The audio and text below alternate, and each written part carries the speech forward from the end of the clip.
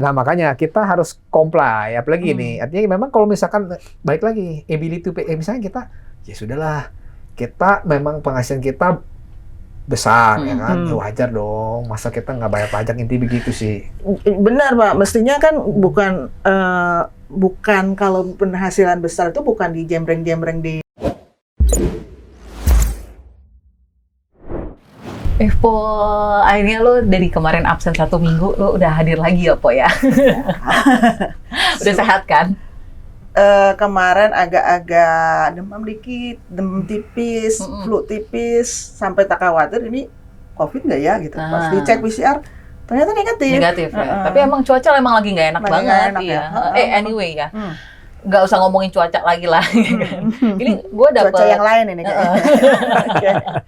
Ini gue dapet email ya kan. Nah ujuk-ujuk beberapa hari yang lalu gue dapet email. Emailnya isinya adalah informasi mengenai NIK KTP yang dijadikan yang bisa berlaku menjadi nomor NPWP. Mana aja lu? Kayak gitu. Nah ini ya. Udah lama nah kayaknya gue emang nggak update nih. Kayaknya gue agak nggak tahu nih, agak kemana-kemana, agak ke kanan ke kiri kayaknya gue belakangan. Ini ada apa nih gitu loh? Sekalian kita tanya Pak Agus. Kebetulan kita datangkan ke podcast kita sekarang. Gimana Pak? Bisa diceritakan nih Pak? Ini ada apa ini sebenarnya? Ada apa nih? Kan? Siap. Kenapa ada penggabungan? Bener nggak sih bahasa gue penggabungan untuk nomor NIK KTP menjadi NPWP atau pemberlakuan sebenarnya? Ya, 11-12 kali ya. 11-12. Jadi sebenarnya begini sih. Ide untuk penggabungan dari NIK ke NPWP itu sebenarnya udah lama sebenarnya, dari tahun 2004 sebenarnya. 2004. Nah, mungkin karena banyak hambatan, mungkin karena ya masalah politis lah, dan lain sebagainya lah. Dan juga infrastruktur pasti belum siap. Soalnya kan itu butuh anggaran juga cukup besar. Dan SDM juga harus oke lah.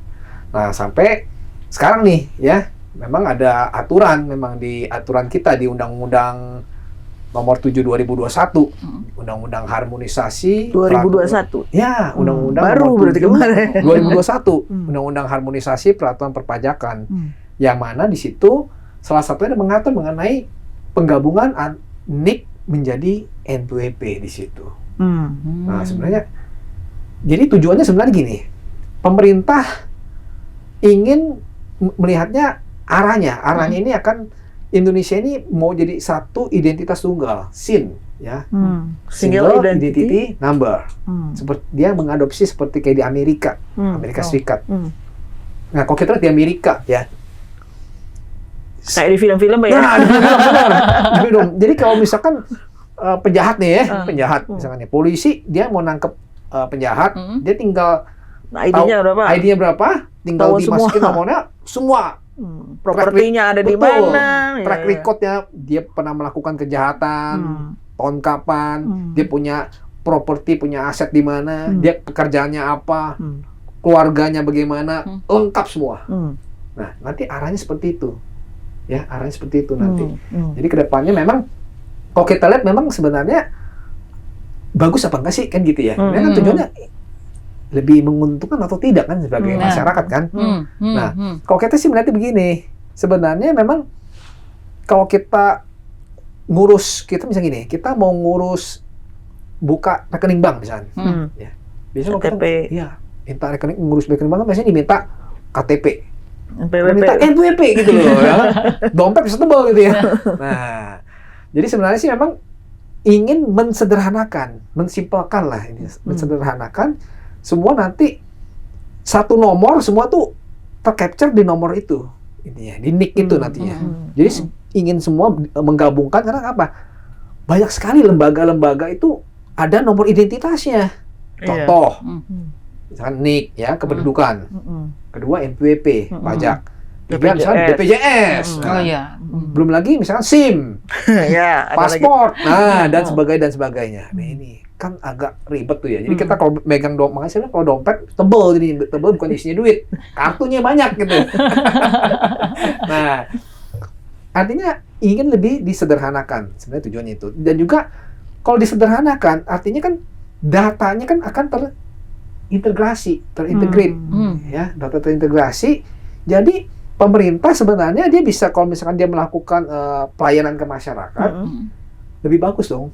Artinya apa? Dengan satu, ini misalnya si A nih ya, dia ketik nih, si A, Amir misalkan, si A, apakah dia layak sih dia dapat misalkan bansos misalkan, ya? Oh, oke. Nah, dia kalau kasih terdaftar di sini ternyata ada double. Nah, bisa jadi si Amir ada 2 nih. Kok datanya sudah terintegrasi kan bagus, ya. Misalkan nih, layak kayak sini si Amir nih, dia mendapatkan fasilitas pendidikan gratis misalkan. Dia orang kaya kok bisa minta fasilitas gratis kan nggak boleh dong. Punya aset nyata dan punya rumah kan, gitu. Betul. Artinya sebenarnya lebih ke arah keadilan juga gitu loh. Artinya yang harusnya yang bayar pajak pun nantinya kan ya memang dia mesti bayar gitu. Ya, misalkan dia punya aset besar, asetnya banyak, penghasilannya besar, kadang-kadang dia nggak bayar pajak. Kenapa? Itu tadi kata capture. Itu Ini kan sistem pajak kita kan memang self assessment Pak. Betul, ya. self-assessment. Artinya selama ini nih Pak ya, selama saya bekerja sekian puluh tahun ini ya, yang bekerja aja ini kan paling gampang nih kan ya, paling gampang nih kan. Kalau yang punya usaha tuh pasti repot, ya kan, ngurusin pajak ini pasti repot. Kalau yang kerja ini paling gampang, ngisi SPT tiap tahun gitu kan. Itu aja banyak yang nggak ngeh kan. Ya, itu dia makanya. Jadi sebenarnya ingin disederhanakan. Jadi makanya gini. Jadi kalau kita misalkan misalkan dengan mencantumkan NIK, karena sering gini, karena kerjaan ngisi SPT itu agak rumit, ya gampang-gampang susah orang bilang. Iya, saya susah. Merasakan. Ya, gampang susah. Pertama kan harus banyak diisi tuh. Benar. Diisi. Ya, belum lagi nanti di SPT itu dia harus mencantumkan juga susunan keluarga biasanya. Ada susunan keluarga. Nah, dia mencantumkan. Kalau misalkan arahnya misalkan dia sudah terintegrasi, artinya kan data di NPWP kita, keluarga kita susunannya berapa orang di situ, nomor NIK-nya, semua sudah ada. Nyambung nih. Betul. Nggak bisa diumpetin ke adiknya, nggak bisa database lebih bagus lah. Tujuannya itu sebenarnya. Tapi Pak, ya ini saya kok jadi ada pertanyaan muncul kembali nih, kok kayak agak bagus sih, tapi kok agak ada sihnya ya? Ada sihnya gitu. Benar nggak kalau saya akhirnya menyimpulkan, ini kan tadi Bapak bilang kelihatan semua ya kan, datanya apa segala macam gitu. Berarti transaksi saya jual beli atau transaksi ekonomi saya gampang kelihatan juga dong kalau akhirnya dengan penggabungan itu. Gitu. Iya. Bukan jual beli online ya? Ya kalau saya suka jual beli emas ya kan lebih bahaya lagi. Nah gini. Jadi sebenarnya ya kita nganut begini lah, pajak itu kan dia sistemnya menganut sistem ability to pay, artinya ability to pay apa? Artinya kemampuan membayar. Ya artinya yang mampu, yang kaya, dia wajar dong dia bayar pajak lebih besar.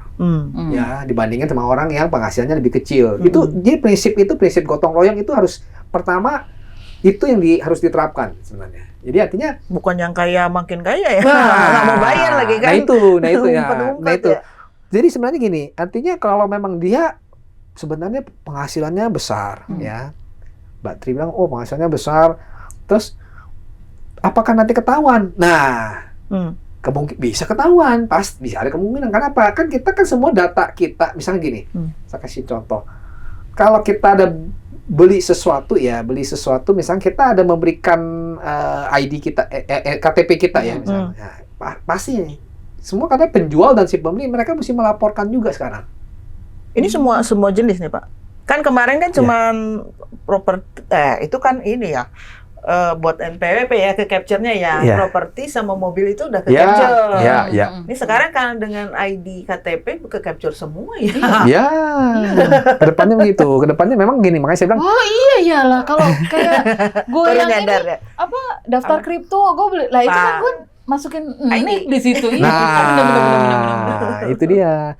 Arahnya makanya semua data yang lembaga-lembaga yang menggunakan NIK, pajak akan bisa mendapatkan data itu. Oke. Ya artinya ya kita mesti lebih comply. Artinya gini, artinya kita kan tinggal kita laporkan saja, misalnya gini, saya beli kripto misalkan, saya beli ada jual beli, tapi bukannya untung malah buntung bisa rugi. Betul. Ya rugi kan nggak bayar pajak. Iya benar. Dia bayar pajak gitu loh. Tapi kalau misalnya kita ada untung, untungnya itu kita terakumulasi misalnya gini, Mbak Tri, saya ada untung Pak, saya beli mobil misalkan ya, untung 2 juta saya beli mobil. Oh, artinya saya beli mobil kan harus dilaporkan di SPT kan gitu. Nah, sumbernya dari mana? Misalkan keuntungan main kripto. Nah, itu pajak akan meng-capture itu. Dia bisa tahu itu hal-hal seperti itu. Ya, ini kita memang gini. Istilahnya kita ada hak dan kewajiban memang sih ya. Pertama hak dan kewajiban kita sebagai warga negara kita jelas. Wajib. Nah, wajib bayar pajak. Itu dia, wajib bayar pajak. Tapi memang kan lihat lagi. Sekarang kalau kita kesadaran kita memang kita mesti meningkatkan kesadaran. Nanti kalau pemerintah saat ini misalkan kalau dana pajaknya ini digunakan untuk pembangunan, misalnya kita lihat fasilitas infrastrukturnya semakin bagus, misalkan, ya kan, fasilitas kesehatan kita gratis. Contoh nih, kita waktu pandemi COVID, kita dikasih vaksin gratis kan sama pemerintah kan? Betul. Dia gratis tuh. Kemana? Kemarin Wisma Atlet. Saya alumni Wisma Atlet. Gratis kan? Nah, itu duit dari mana? Ya duit dari pajak kita sebenarnya. Jadi sebenarnya kalau menurut saya, ya itulah kita kalau memang kelihatannya kita memang ada penghasilan, ya itulah hak negara begitu. Itu aja. Tapi semuanya memang pemerintah pun juga dia mengelola dana dari pajak ini dia gunakan untuk kesejahteraan bersama, kemakmuran rakyatnya kan begitu. Gitu aja. Nah, ini ya lagi again gitu kan. Nik KTP jadi NPWP. Umur 17 tahun kan udah dapat KTP, ya kan? Iya. Berarti apa langsung saya juga wajib pajak atau gimana nih gitu kan? Oh ya, benar. Semua orang apa jadi akhirnya jadi wajib pajak gitu? Gimana? Jadi banyak pandangan memang yang seringkali menanyakan seperti itu. Ya, memang kadang sampai di tagline ya. Wah. Dengan adanya NIK jadi NPWP, semua harus bayar pajak. Nah, itu hoax. Nah, itu hoax artinya gini. Misalkan saya punya anak nih ya, anak saya baru SMA 17 tahun, bikin KTP. Maksudnya dia mesti bayar pajak kan gitu? Ya enggak. Jadi gini, yang mesti bayar pajak adalah dia harus punya penghasilan. Ya, jadi gini, kita lihat balik lagi ke ketentuan kita di undang-undang kita. Jadi harus memenuhi namanya persyaratan subjektif dan persyaratan objektif. Subjeknya sudah masuk. Nah, subjektif sudah masuk. Dia sebagai orang pribadi tinggal di Indonesia, memenuhi syarat ya. Kedua, persyaratan punya objektif. penghasilan. Nah, dia mesti punya penghasilan. Penghasilan itu dilihat lagi, ya, dilihat lagi. Apakah penghasilannya ini berapa nilainya? Misalkan dia cuma ada penghasilan, misalkan cuma iseng-iseng doang nih, misalkan ya. Jadi misalkan dia suka dagang online misalkan, ya. Pak, saya cuma income saya setahun cuma 10 juta. Nah, 10 juta kan kalau dia cuma rutin 10 juta nggak kena pajak. Karena ada batasan. Ada ininya PTKP. Betul, ada lainnya, ada penghasilan tidak kena pajak, ada PTKP-nya. Jadi kalau misalkan penghasilan dia selama setahun mencapai lebih dari 54 juta, nah baru kena pajak. Jadi nggak selalu semua kena pajak langsung bayar. Bayarnya kemana? Aman berarti. Aman. Nah, ini ngejarnya yang kaya sebenarnya. Oh ya, karena kan gue mikirnya sederhana dong, ya kan. Nah, ini kalau kayak gini gimana dong, ya kan? Berarti anak-anak muda pada kena resah lagi, galau lagi, overthinking lagi. Tapi Pak, sebelum lebih jauh, untuk peraturan itu apa sih yang bisa dilakukan? Bukan apa yang ada yang perlu dilakukan nggak sama wajib pajak untuk mentransfer NIK ke NPWP ini? Oke. Salah kebalik. NPWP ke NIK. Iya. NIK dari NIK ke NPWP. Jadi NIK dulu ya, NIK ke NPWP. Jadi gini. Kalau kita lihat ini memang aturannya kan di aturan dari Undang-Undang 7 2021 terus diatur di PMK-nya di PMK 112 2022. Nah, di PMK-nya itu bilang kalau misalkan dia ada memang saat ini ya 2022 sampai 31 Desember 2023 itu ada masa transisi. Ada masa transisi. Artinya kalau misalkan sudah punya NPWP nih ya, misalkan udah punya NPWP lama nih. Artinya berlaku nggak? Masih bisa berlaku. Sampai 2023. 2023. Nah, tapi sebaiknya si wajib pajak yang punya NPWP itu, wajib pajak lama itu, dia mesti mengaktifasi. Jadi gini, dia ingin mencocokkan, mempadankan, istilahnya kalau bahasa pajaknya mempadankan. Jadi dia mencocokkan data NPWP-nya dengan data nicknya jadi divalidasi biar cocok gitu. Soalnya kenapa? Ternyata pada saat waktu pemberlakuan di PMK 112 itu baru 19 juta nick ya yang baru cocok sama NPWP. Bayangkan. Nah, itulah jadi ada berapa wajib pajak kita sekarang? kita hampir 50 juta. 250 juta. Hampir 50 juta, hampir 50 juta. 50 juta baru 19 juta. Nah, mungkin jauh banget. Nah, mungkin nggak ada separuh. tapi mungkin saat ini mungkin udah bertambah, mungkin 30-an juta lah mungkin. Ya, makanya kan kita tinggal gampang, mudah. Jadi untuk cara gimana untuk melakukan aktivasi istilahnya nih, aktivasinya. Jadi kita tinggal buka di websitenya pajak. Nah, di situ nanti kita tinggal masukin tuh user kita, masukin ada menu-menunya di situ. Mudah sekali sebenarnya. Oke. Nah, balik lagi ya. Ini masih pertanyaan banyak banyak pertanyaan. Silakan. Yang galau. Anak muda dong, galau Yes. boleh ya kan. Nah, Pak, kan tadi bilangnya, wah nanti ini kalau udah jadi nik kan bisa ke tracing, ketahuan tuh ya kan aktivitasnya lah, transaksinya lah, keluarganya apa segala macam. Emangnya sistem teknologi kita sudah akan secanggih itu untuk menerima ini gitu loh. Maaf jadi agak underestimate ya gitu. Betul. Jadi gini, jadi saat ini sebenarnya pihak pajak ya dari Direktorat Jenderal Pajak dia informasinya dia lagi sedang menerapkan sistem namanya sistem Cortex, sistem inti administrasi perpajakan. Jadi sistem Cortex ini canggih ya. Dia mengadopsi dari sistem Amerika, dari IRS-nya Amerika. Jadi semua nanti ke depannya semua data-data dari lembaga keuangan, lembaga-lembaga pemerintah maupun lembaga swasta semua akan tercapture di database di Cortex ini. Bayangkan, artinya mereka bisa mengolah datanya lebih akurat seperti itu. Jadi saat ini rencananya memang lagi dalam proses ya, proses. Saya dengar itu mungkin informasi kemarin dari pihak DJP, rencananya 1 Januari 2024 akan diterapkan itu Cortex itu. Nah, jadi memang bersamaan dengan pemberlakuannya yang NIK ini dengan NPWP ini 1 Januari 2024. Kok bareng? Mereka memang udah prepare itu. Mereka mempersiapkan. Iya. Ya bagus ya berarti. Nah, berarti kalau kayak gitu udah ini ya lebih mengelegakan lah gitu. Nggak tapi- cuma sesumber. Wah ini jadi satu ya kan. Terus teknologinya nggak ke support kan jadi apa sih kayak gitu. Tapi anak muda ini kan mikirnya diri sendiri Pak ya. Yes. Iya kan? Ya, sekarang gue nanya, orang tua lu, Iya, ya kenapa? kan? Wajib pajak juga kan? Kemarin Iya kan Pak? Iya kan semua orang wajib pajak kan? Nah, kan yang jadi pertanyaan adalah, kemarin itu kan kita udah punya pengampunan pajak ya, tax amnesty 2 kali, Yes. 2 kali ya.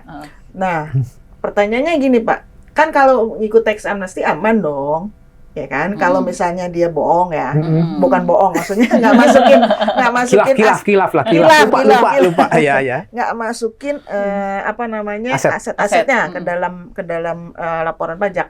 Nah, tapi kalau misalnya di tax amnesty dia 22 kali kemarin nggak masukin gitu Pak. Oke. Terus ini udah kan gelapnya itu kan banyak banget ya, ngumpet-ngumpetinnya tuh banyak gitu, tempat ngumpetinnya tuh banyak ya kan.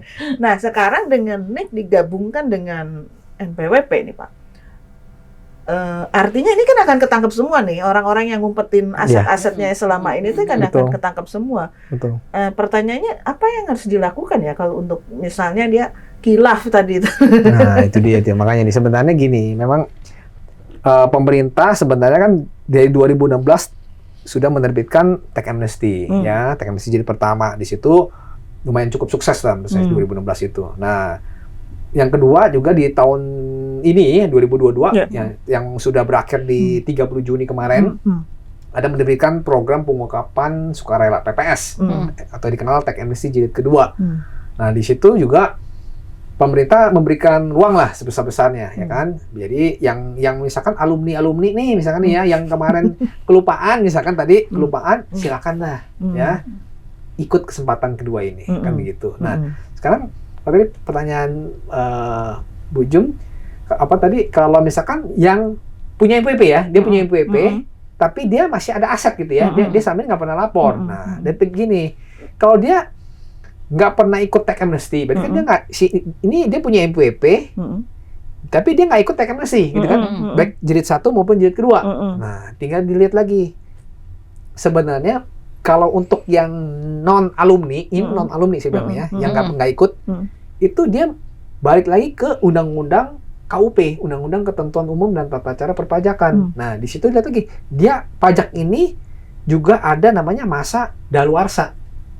Nah, ada masa daluarsa, ya, masa expirednya nih. Jadi kita bilang masa daluarsa ini ada dua macam. Ada misalkan daluarsa pemeriksaan dan penagihan pajak, dan daluarsa penyidikan. Ya, daluarsa penyidikan. Nah, dia ada dua daluarsa. Nah, kalau daluarsa yang pertama Lolos itu tadi ya. 5 tahun umurnya. 5 tahun. Oke. 5 tahun, ya, 5 tahun. Nah, daluarsa kedua itu penyidikan pajak adalah 10 tahun. Nah, misalkan kalau gini, misalnya ada aset nih, udah lama, udah 30 tahun, bisa 40 tahun, misalkan. Mangkrak gitu. Nah, artinya dia nggak ikut TF, dia nggak ikut nih, ya, nggak ikut TMS nih. Artinya mengikuti ke undang-undang ini. Oh, undang-undang bilang sudah melewati 10 tahun belum? Oh, sudah. Sudah, artinya kan sudah daluarsa begitu. Tapi yang Baru dapatnya. yang justru bermasalah justru yang dia ikut tax amnesty. Oh gitu. Nah, dia alumni, ya, alumni tax amnesty yang pertama, yang tahun 2016. Misalkan begini, dia punya aset 10, ya, punya aset 10, dia hanya kemarin melaporkan misalkan cuma 5. 5-nya dia nggak lapor. Disisain. Nah, disisain nih. Walaupun tuh aset itu udah lama misalkan. Udah 15 tahun lah. Oh, itu malah jadi kena. Itu sampai kapanpun akan bisa ditagih oleh negara. Oh. Itu hati-hati. Yang alumni itu yang hati-hati justru. Makanya kalau yang kemarin ikut tax amnesty, harus benar. Ya, soalnya yang nggak ikut tax amnesty dia ngikutin, dia ada daluarsa lagi, mengikuti daluarsa. I see. Gimana Pak? Udah ikut tax amnesty? atau gimana? Tapi tax amnesty kan udah berakhir Udah lagi. selesai. Udah selesai. Benar. Iya. Kita sudah dalam kondisi yang harus maju terus ya Pak. Ya. Gantinya sama ini ya Pak ya. Nah, makanya kita harus comply, apalagi ini. Artinya memang kalau misalkan baik lagi ability to pay, misalnya kita ya sudahlah, kita memang penghasilan kita besar ya kan, ya wajar dong, masa kita nggak bayar pajak, inti begitu sih. Benar Pak, mestinya kan bukan kalau penghasilan besar itu bukan di jembreng-jembreng di itu kan malah enak malah ya buat Jembreng YouTube. Iya, jembreng ini ya. jembreng di sosial media itu kan malah enak diperiksa ya. Oh iya, pasti. Di Direktorat Jenderal Pajak tuh dia ada namanya Direktorat TI, Transformasi Teknologi. Mereka dicek, dicek. Tugasnya mantengin itu. Mantengin apa? Mantengin medsos. Yang istilahnya yang YouTuber, apa namanya, siapa namanya? YouTuber. Selebgram atau apa ya, yang suka memamerkan harta itu. Mereka tahu itu. Dan sekarang juga mungkin itu ya Pak, tadi kan kita ngomong sedikit tentang jual beli online lah, apa namanya, YouTuber lah, itu kan penghasilan semua datang kan ke mereka, tapi kan kayak semacam kalau mereka ya emang bayar pajak. Ya itu, ya itu. Karena itu kan self assessment tadi. Betul. Karena kita yang kayak pengusaha kita harus lapor gitu. Yes. Kalau karyawan kan udah dipotong. Bentar. Ngomongin masalah harus lapor, ya kan? Karyawan udah Bentar dipotong. lagi nih. Iya, nah ini kan udah mau ganti tahun. Ini kan sudah November, ya kan? Desember 2023. Kita harus nyiapin. Nah, harus lapor SPT baru kan? SPT. Ya kan? Nah, sebenarnya nih SPT itu kalau nggak lapor tuh kenapa sih Pak? Kenapa harus lapor dari kenapa nggak boleh nggak lapor gitu maksudnya? Iya. Gini, kita punya NPWP ya pasti ada kewajiban. Itu emang udah di Itu undang-undang. kewajiban lagi. Kita punya NPWP itulah. Jadi SPT itu apa sih? Jadi sarana pertanggungjawaban kita sebenarnya. Sarana buat pertanggungjawaban kita untuk melaporkan penghasilan kita, ya, aset kita, utang kita selama tahun berjalan itu. Ya, itulah wujudnya di SPT itu sebenarnya. Nah, artinya kalau kita memang kan banyak juga sih, Pak, saya kan sudah dipotong Pak pajaknya. Ngapain sih mesti lapor lagi, repot kan gitu kan. Nah, itu yang saya rasakan. Nah, suara anak muda ini Pak. tapi wajib, karena begini, ya, tetap kita mesti berkewajiban karena ini kita di undang-undang sudah mengatur memang di undang-undang. Itu undang-undang mengatur bahwa Wajib pajak wajib menyampaikan SPT pertama di situ. Nah, SPT itu adalah sarananya untuk pertanggungjawaban kita sebagai wajib pajak. Nah, pertama itu. Yang kedua, tadi Mbak Tri bilang misalkan kalau sanksinya apa gitu ya? Iya, misalnya saya nggak lapor SPT nih, gitu kan. Nah, jadi gini. Manggir ya. Nah, jadi gini nih. Misalnya kalau kita orang pribadi nih, ya, orang pribadi, misalnya kita nggak lapor SPT, ya, pertama pasti kita akan dikirimin surat nih sama si kantor pajak. Surat cinta. Surat cinta, surat teguran. Nah, ada sanksinya nanti. Kita ada sanksinya, ada dendanya nanti. Kita kalau telat lapor, ya, telat lapor untuk orang pribadi itu SPT-nya 100.000 kita Per mesti bulan. bayar. Per bulan, per tahun? Sekali aja, setahun aja. Setahun. Sekali aja, ya Setahun. per tahun, ya, per satu SPT, Oke. maksudnya, ya 100.000. Nah, tapi kan lihat lagi nih, misalkan Mbak Tri nih, ya, ternyata ada keuntungan tadi yang main kripto misalkan. Nah, ya, saya mestinya tahun 2022 saya mesti bayar pajaknya, mesti bayar pajak misalkan 50 juta misalkan pajaknya. Dan saya nggak mau lapor, saya belum lapor SPT. Nah, ternyata kan kita kan pertama sudah dikirimin surat, kita mesti lapor SPT. Dan Ada kita yang nggak mesti dibayar. bayar lagi 50 juta. Nah, itu ada sanksi Ada dendanya. dendanya. Nah, itu sanksi dendanya per bulan itu. Itu sanksi dendanya dari karena kurang bayarnya itu. Jadi kalau ngisi SPT kan SPT ini karyawan ya, ngomongin karyawan ya. Kalau karyawan kan sebenarnya gampang dibayar. Yes. Yang persoalan adalah karyawannya ini aktif, Pak. Gimana Aktif tuh? berjualan, iya, aktif betul. berinvestasi. Betul. Ini kan dia bisa dapat uang tambahan. Banyak passive income dan banyak active income. Iya, Iya. ngontrakin rumah. Nah, oke. Itu kan kena Iya, semua ya, Pak ya. Yes. Nah, ngelesin misalnya, ngelesin apa ya? Iya. Kreatif lah ya. Kreatif artinya. lah ya, Iya, makanya iya. aktif, makanya ini Iya. orangnya aktif. Nah, itu bisa jadi problem dalam artian nanti pada saat SPT-nya diisi, bracketnya lewat gitu. Ya, betul. Tapi gini, makanya balik lagi gini, kita mesti tahu juga nih pada saat pengisi SPT ya, misalkan tadi Mbak Ju bilang kalau kita penghasilannya misalnya kita ada sewa properti misalkan, sewa properti Punya terus kontrakan. ada kontrakan ya, kontrakan banyak misalnya rumah dari warisan kita kontrak-kontrakin. Nah, kita kontrakan itu bayarnya nggak langsung kita nggak terakumulasi ke PPh karyawan kita, enggak, itu PP-nya final, beda gitu loh. Jadi kita pada saat bikin SPT pun kita mesti tahu. Jadi gini, simple gini, kita pada saat di SPT itu ada dibagi penghasilan itu ada 3 macam. Ya, pertama penghasilan yang dikenakan PPh tidak final.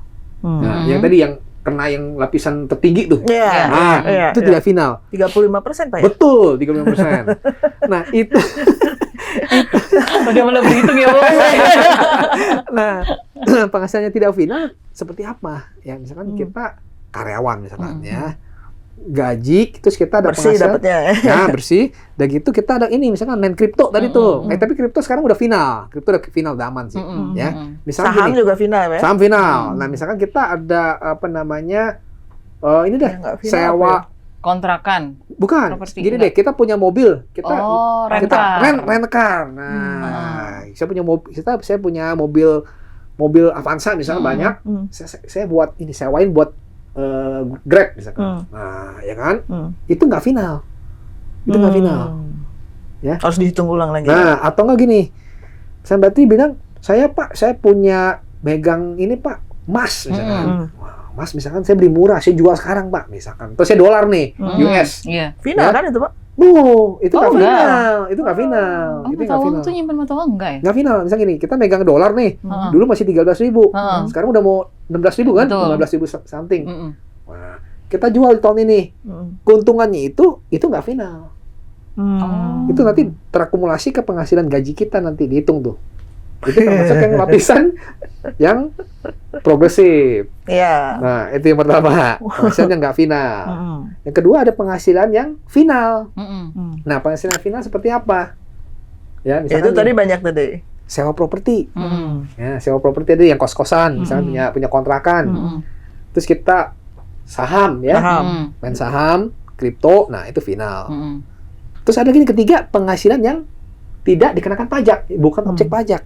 Apa tuh, Pak? Warisan. Nah, warisan. Nyari warisan. Atau hibah. Hibah. Nah, orang tua kasih nih ya karena Hibah itu anaknya. tapi hanya untuk ini ya Pak ya, hanya untuk keluarga ya. Betul. Oh. Satu garis lurus, satu Nggak garis bisa lurus. kalau siapa gitu menghibahkan. Nggak bisa. Oke. Kakak pun nggak bisa, kakak adik gitu Oh, ya. itu Ke nggak samping bisa. pun kena Nggak mau. pajak. Nggak boleh gitu. Bukan nggak Kenapa boleh. aja? Kenapa Boleh. gitu? Ya, maksudnya yang terima boleh, tapi Iya. mesti bayar pajak yang Iya, terimanya. maksud saya itu. Nah, Oh, jadi begitu. Kayaknya saya harus lebih pinter-pinter berhitung lagi. Sering memandang Pak Agus. Betul.